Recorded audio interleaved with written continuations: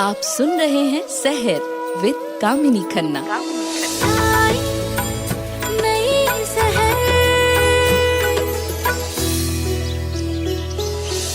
ओम अम्बे तू है जगदम्बे काली, जय दुर्गे खप्पर वाली, तेरी ही गुण गाए भारती। ओ मैया हम सब उतारे तेरी आरती। वही अम्बा है, वही जगदम्बा है, वही काली है जो आपके शरीर में शक्ति बन के निवास करती है। अगर ई तत्व शिव के साथ नहीं तो शिव शव है, इसलिए ई तत्व लगना बहुत ज़रूरी होता है। जय शिव शंकर भोले बाबा महादेव, आपकी सदा ही जय। हे दुर्गा भवानी पार्वती मैया, आपकी सदा ही जय। सुप्रभात सुप्रभात सुप्रभात। मैं कामिनी खन्ना सहर कार्यक्रम में आप सभी के साथ इस दिन की मंगलमयी बधाइयाँ जी बधाइयाँ। आज 8 सितंबर 2023, चंद्रमा मिथुन राशि में, अहोरात्र नक्षत्र है मृगशिरा, सुबह 12:08 तक। उसके बाद राहु का नक्षत्र आराद्रा, जराजीवंती का पूजन है। आज थोड़ी ही देर में हम जानेंगे मेष से लेके मीन राशि पर गुरु वक्री हो गए थे 5 तारीख को, उसका क्या असर हुआ। मेष राशि।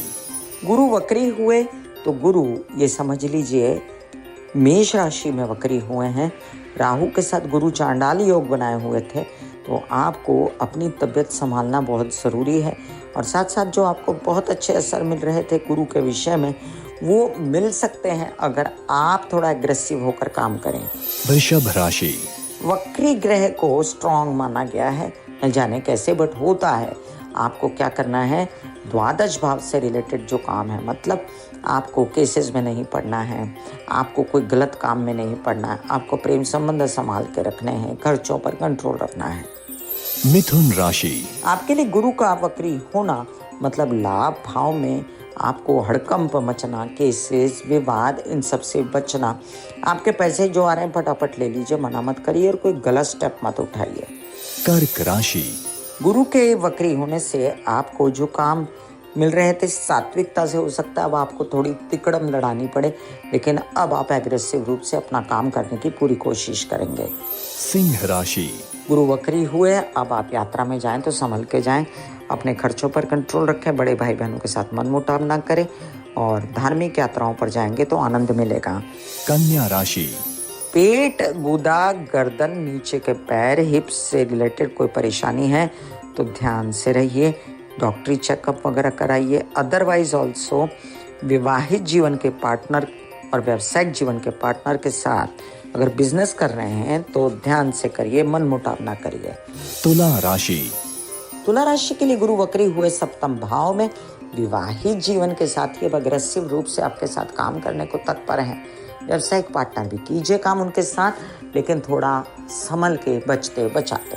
वृश्चिक राशि। आपके लिए ये काम बहुत ज़रूरी है कि पहले तो तबीयत संभालें, और अगर आप लोन्स वगैरह लेना चाहते हैं तो मिल सकते हैं आपको।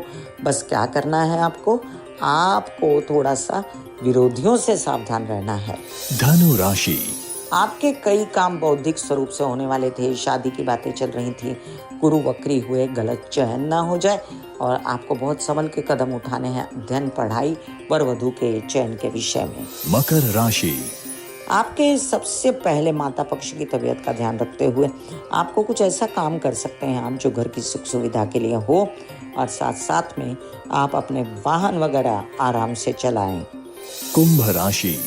निरंतर यात्रा में आप हों अगर, तो आपको आराधना करनी चाहिए लक्ष्मी नारायण की, और साथ साथ आप ये भी समझ लीजिए कि खाना पीना दवाइयाँ साथ लेकर जाएं, और छोटे भाई बहनों का भी ध्यान रखें।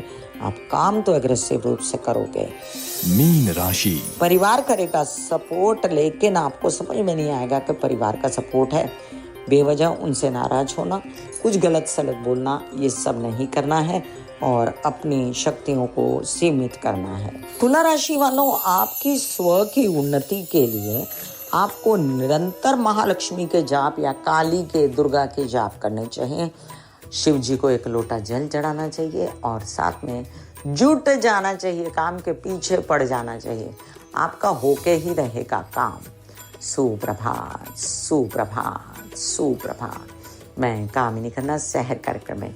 आइए हम जानते हैं कि बकरी गुरु किसको ज्यादा बॉदर कर रहे थे, तो वो राशि है धनु राशि। बॉदर कर रहे हैं आपको बकरी गुरु, आपके लग्नेश हैं और इन दिनों पंचम में बैठे हैं। शादी के दिन चल रहे हैं आपके, या बौद्धिक क्षमता बढ़ाने के, दोनों ही जगह मेहनत ज़्यादा करनी पड़ेगी। और किसी एक की समस्या का समाधान अभी किए देती हूँ। बम्बई से सुरैया जी अंधेरी से लिखती हैं कि उन पर बहुत कर्जा हो गया है। नंबर दिया है उन्होंने 4, तो उनका कर्जा कैसे खत्म होगा। तो सुरैया जी, आपका कर्जा खत्म होने के लिए आपको गणेश जी की आराधना मंगलवार और बुधवार को करनी चाहिए। वक्रतुंड महाकाय के जाप करने चाहिए और आप जो कमाते हैं उसको आपको निकाल के थोड़ा थोड़ा अलग रखना पड़ेगा महीने की 1 ही तारीख को, तो आपका कर्जा खत्म होगा। जहाँ पर आपने कर्जा लिया हुआ है वो लोग अच्छे हैं, वो आपकी बात मानेंगे। आपको सिर्फ अपनी थोड़ी सी कोशिशें बढ़ानी है। जितनी बार आपके हाथ में पैसा आए, आपको पैसा निकाल के 10 रुपये आया तो 1 रुपया बाजू में रख दीजिए। हो गया जी इनकी समस्या का समाधान। फिर मिलूंगी इसी कार्यक्रम में जिसका नाम है सहर।